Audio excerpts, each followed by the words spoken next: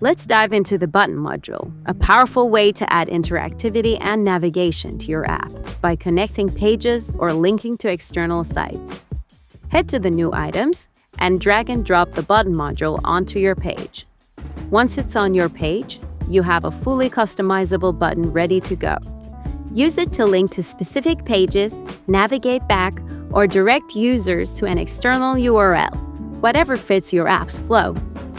In the Properties panel, you will find a variety of customization options. Adjust spacing, backgrounds, visibility, action settings, typography, button color, borders, and button mode to make it look and work just the way you want.